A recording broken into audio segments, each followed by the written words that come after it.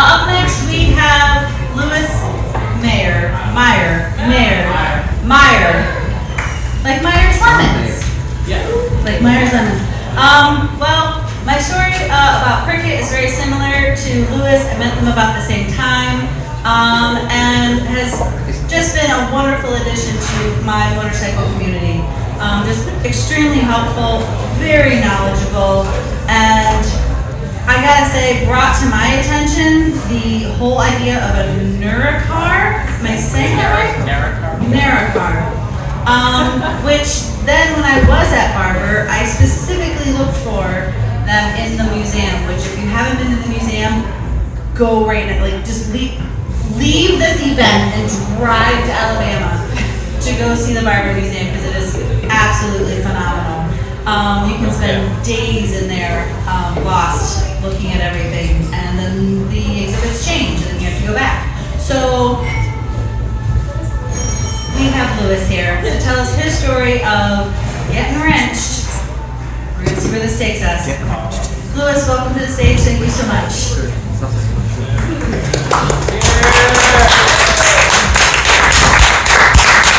Hi, I'm the guy from Cricket's story that didn't know anything about motorcycles.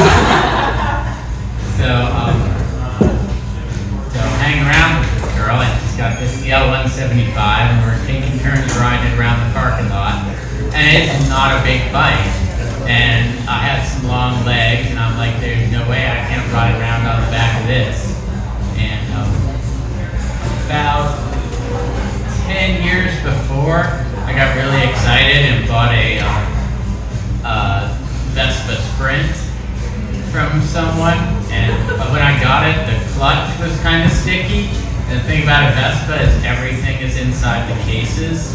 So technically I didn't have to split the cases to get at the clutch, but you still got to pull the engine.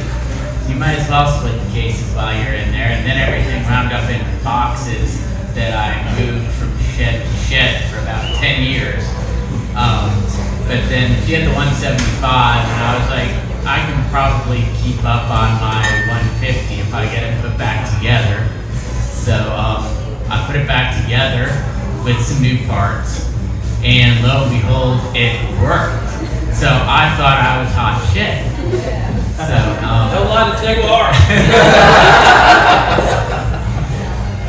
And it was right about that time your cousin called, and they had in their garage a little Yamaha QT50, little Yamaha for moped, and like her cousin had ridden it, and her siblings, and then their kids and their siblings had ridden it, but somehow now it was too dangerous for the grandkids to get their hands on. So we went over and picked it up, and it ran when we picked it up, but not well. So I started looking at it, and I should point out, this is important, that when I got the Vespa Sprint, this is the continuing theme, it was minus a wrist pin circlip, and there were big gouges up and down the sides of the cylinder, so I had to get those machined to get oversized pistons. So Pour it out, baby. yep. Now it's like 151 cc. Look at.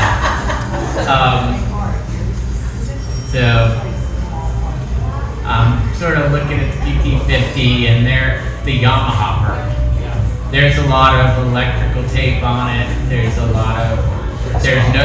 brake cables are incomplete, so neither of them actually functions. And being nosy, and since it's hanging right out there on the bike and easy to get at, I pulled the head off the cylinder, and there are two big gouges right up and down the sides of the cylinder because there were no wrist pin circlips. It's like I said, a continuing theme. I'm starting a collection.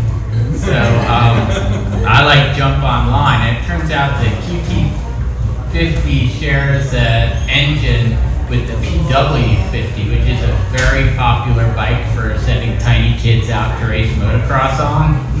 the forums are hilarious. It's all these guys going, my 6-year-old says he needs more power, so I was thinking about getting this kit. And this is a bike that comes stock with a screw that you can put on the carb so they can't open the so they can't open the throttle all the way, right? So it's actually like comes stock regulated down. There's all these dads going, yeah, my 6-year-old needs more power. So there's all kinds of parts available for it. But I was like, I'm just gonna take it easy. I'm just gonna get the stock cylinder and a new piston and some circlips and put it back together. So I ordered this stuff online, and while I'm waiting for it to come, I look underneath some of this electrical tape, and every single wire on this bike has at some point been cut, twisted back together, and electrical tape, solder. There's no crimp on clamps, nothing. So I'm like, well, that's something I know all about. I'm gonna fix all this wiring. And I get out my soldering iron, I get out the heat shrink, and I very carefully put all the wires back together. And you never said anything about Magnum in your story. Oh, no, I didn't. Sorry. Yeah, that's okay. I go up to Magnum, I get various bits and cable fittings, and I make the brakes work. And my cylinder arrives in the mail, I put that engine back together, and this bike is dead. There is no spark anywhere, there is nothing. And it's dead. It's I can't figure it out. So I roll it into the back of the garage, and I try not to think about it. And a few months later, I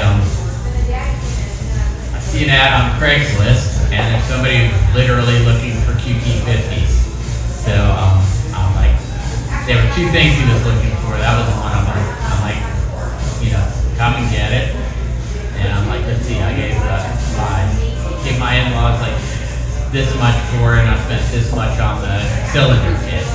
So and I can see this brand new cylinder on it. So I'm like, he's got 3 of them. Surely he'll be able to get it sorted out, right? And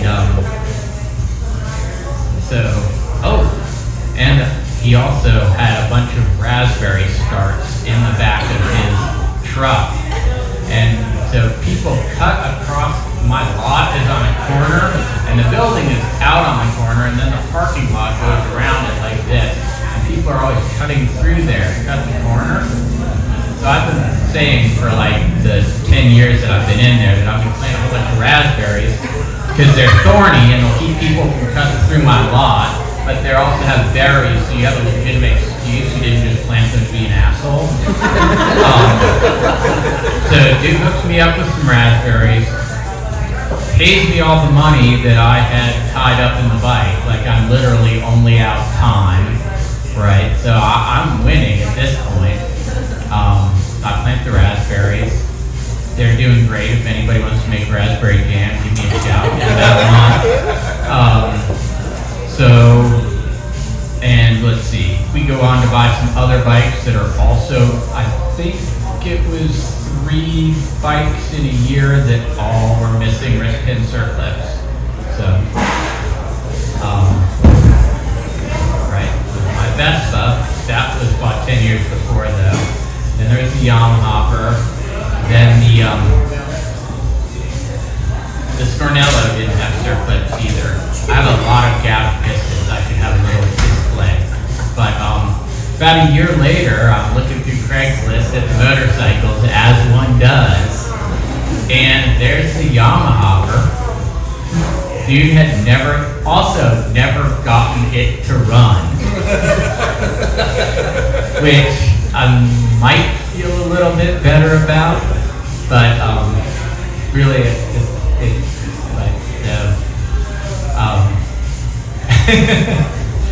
I turned, I clicked to the next page very quickly. But it still has not stopped me from buying bikes that don't run and